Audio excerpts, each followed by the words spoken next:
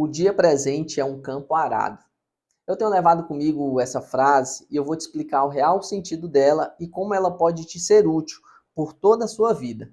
E não importa se você é um adulto, um idoso, um adolescente ou até mesmo uma criança. Todos os dias nós acordamos com o dia todo para percorrer, para agir, para estudar, para trabalhar, para fazermos nossas atividades diárias. E sempre surgem novidades e situações, sejam elas positivas ou negativas. Dessas situações, e mediante o entendimento que adquirimos no decorrer de nossa vida, nossos aprendizados, crenças, escolhas e ações que tomamos e fazemos, surgem outras situações a qual podem ter reações e frutos. Frutos que algumas vezes são doces e outras vezes amargos. Como falei, o dia presente é um campo arado.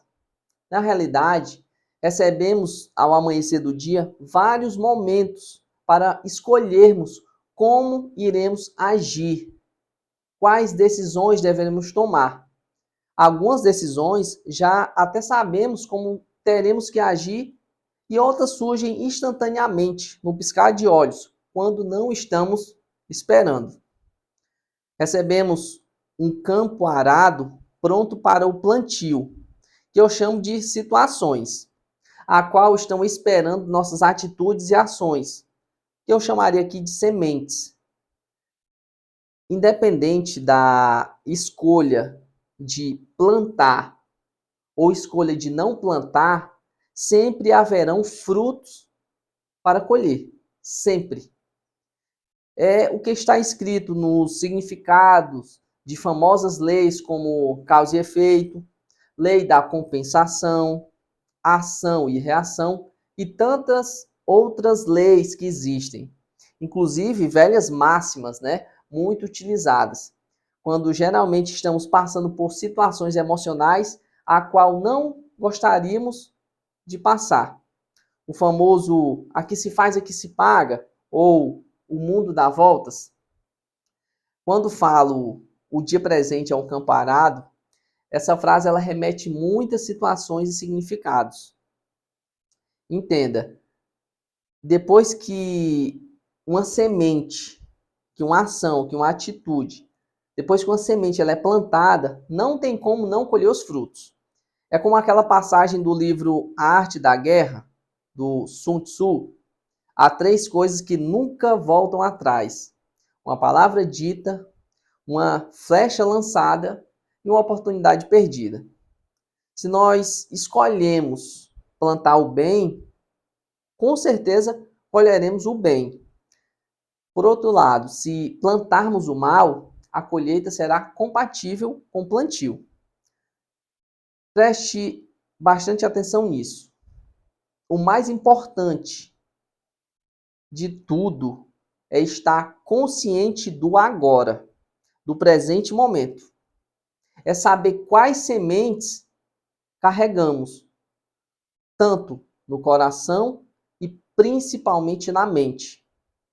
O campo arado, ele é um terreno vasto para plantio, mas ao redor existem urubus, esperando que você plante uma semente ruim, uma erva daninha, uma semente de morte, que deixa seus vestígios e aromas, aí esses urubus vão lá e aceleram o processo de colheita.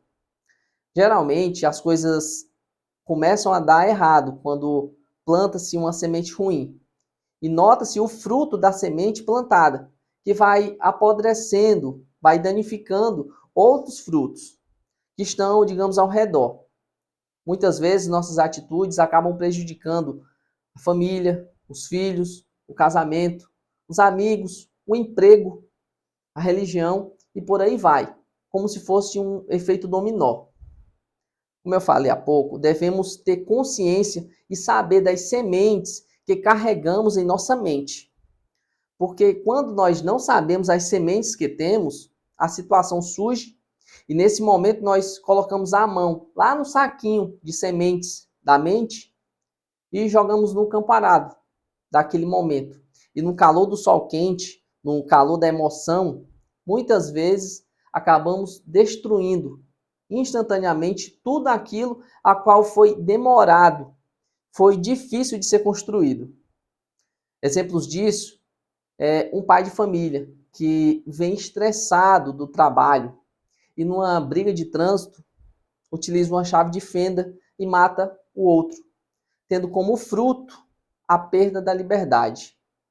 Outro caso é um professor que estudou tantos anos, se dedicou por noites em claro para conquistar um cargo digno em uma escola, uma faculdade, ensinou tantas pessoas, em um determinado momento, ele planta uma semente, uma erva daninha, colocando no quadro a frase: Jesus foi um vagabundo. Você deve ter visto essa matéria. Tendo como fruto dessa situação a desoneração de cargo, ou seja, a sua demissão. Neste caso, a semente já estava dentro da mente. E quando o campo arado da oportunidade surgiu para ele naquele momento, ele viu a oportunidade de semear. Semear o que já estava na sua mente. Outro caso, bem recente, famoso líder religioso, que é conhecido mundialmente. Ele coloca a língua para uma criança provar.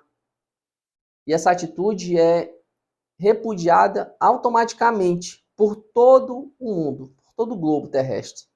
E tudo aquilo a qual ele construiu, tudo aquilo que foi acompanhado durante toda uma vida, foi destruído com apenas uma semente, com apenas uma atitude. Atitude essa que dificilmente será perdoada ou esquecida. Eu repito, estejamos conscientes do presente momento e de quais sementes carregamos. Todos nós sabemos o que é certo e o que é errado.